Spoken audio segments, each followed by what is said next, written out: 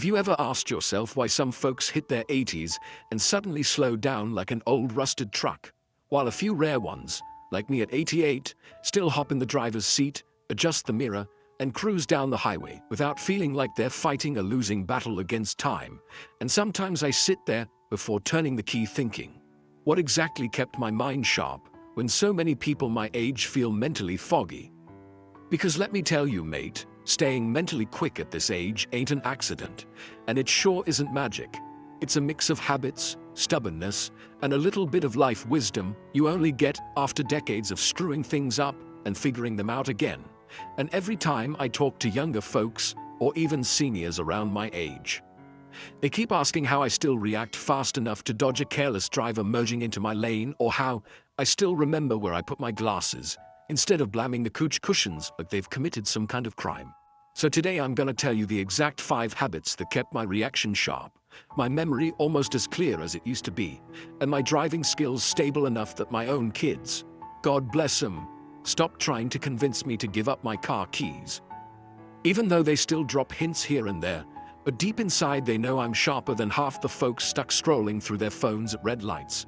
And let me be real with you, when you hit your late 70s or 80s, everything around you changes in ways you never expect, because your friends slow down, your kids grow older, your routines change, your body complains more than a cranky old Chevy engine, and keeping your brain awake becomes something you gotta fight for, not something you can leave on cruise control. So when I tell you these habits work, I'm not repeating something from a health brochure or some shiny wellness blog. Nah, mate, these are things I lived, tested, sometimes hated, and eventually appreciated, because they got me to 88 with enough mental fuel left to keep driving, joking around, making decisions fast, and avoiding that dazed, confused feeling that sneaks up on many seniors when life gets repetitive or lonely. And if you're watching this thinking about your mom, dad, grandma, grandpa, or even yourself, listen closely, because these habits are simple but powerful, and they're the real reason I still feel alive behind the wheel instead of scared or slow. And the first big habit that kept me mentally sharp all these years is something folks underestimate, which is moving my body every single morning without fail. Even on days when my knees sound like popcorn, or when my back decides it wants to feel like I slept on a sidewalk instead of a mattress. Because the truth is, your brain needs blood flow, not excuses. And when you get your muscles moving, even if it's just a slow walk to the mailbox, a few arm circles in the kitchen, or a gentle stretch near the window, you're telling your brain, wake up mate, we still got things to do. And I reckon a lot of seniors lose their reaction time not because of age, but because they stop using their body and brain like tools that get rusty when unused. And I learned early on that motion keeps your reflexes alive. And your reflexes are what keep you driving safely, responding fast, and staying aware of what's happening around you. Especially in American traffic, where folks sometimes drive like they're late to outrun a tornado. And the second habit that kept my mind quick is something people always laugh at until they see how sharp I am. And that's talking to people every single day, even if it's a short chat with the grocery clerk, a friendly howdy to a neighbor, or a phone call to an old friend. Because when you talk, your brain works, your memory works, your social awareness works, and your emotional responses stay alive. And I've seen too many seniors lose their spark because they isolate themselves, sit in silence, stop sharing stories, stop listening to others, and the mind starts sinking like a boat with a slow leak. And I say this with love, silence ages you faster than time, mate. And I kept my reaction time sharp, because when you're socially active, your brain gets used to responding, adjusting, thinking faster, and connecting dots. And that carries over into everything, even driving, because your brain remains alert instead of drifting off like fog on a quiet morning. And the third habit is something I learned completely by accident back when I hit 70 and realized my memory was starting to slip just a little. And that's challenging my brain with small daily puzzles, not those boring exercise apps or complicated brain games that feel like homework, but simple stuff like guessing the total before the cashier rings up my groceries, or timing myself while I try to remember everything I need before walking out the door. And sometimes I even test myself while driving, safely of course, by predicting the color of the next traffic light based on distance, or noticing the pattern of cars around me. because keeping your brain engaged during everyday moments trains it to respond faster without overthinking. And that's how you stay mentally quick, without feeling like you're forcing yourself through some fancy cognitive workout program. And if there's one thing I learned, it's that the brain loves being challenged in tiny ways. The same way a car engine runs better when it's used regularly, instead of sitting in a garage collecting dust. And the fourth habit keeping me quick and steady is something most folks don't want to hear, because it sounds simple but requires consistency. And that is protecting my sleep like it's the last slice of pie on Thanksgiving. Because sleep isn't just rest, it's repair time for your brain.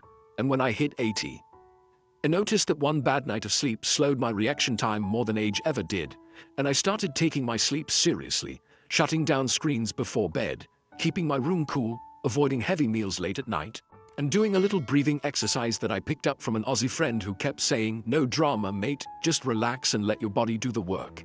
And surprisingly it worked, and I felt more alert in the mornings, more focused while driving, more aware of my surroundings, less jittery when something unexpected happened on the road. And I don't think people realize how much sleep affects driving, because your eyes might be open but your brain moves slow. And slow thinking is the enemy of safe driving, especially for seniors. And the fifth habit, the one that truly kept my reaction fast, is something most folks ignore until it's too late, and that's managing stress before it piles up, because stress is like rust on your brain. It eats away at your clarity, your calmness, your awareness, and when you let stress sit there for days or weeks, it makes your mind stiff and slow. And I learned after losing my wife years ago that stress doesn't just weigh on your heart. It clogs your thoughts, messes with your focus, and makes even simple decisions feel harder. So I built a habit of talking through my problems, writing things down when they felt too heavy, and taking slow evening drives with no destination just to clear my head. And those drives actually improved my reaction speed, because I wasn't carrying tension in my shoulders or crowding my thoughts with old frustrations. Stress-free driving is fast-thinking driving, because your brain isn't busy juggling worries when it should be scanning the road. And all these habits together shape the reason I still grab my keys confidently at 88, sit behind the wheel, and feel like life still has open roads waiting for me. And if you're listening from the USA, whether you're a senior, someone approaching retirement, or someone caring for an older loved one, I want you to know that staying sharp isn't about age. It's about habits, about keeping your body moving, your mind engaged, your conversations alive, your sleep protected, and your stress managed. And don't let anyone tell you that getting old means losing everything you love, because I'm living proof that the right habits keep you driving, thinking fast, reacting smart, and staying independent longer than people expect.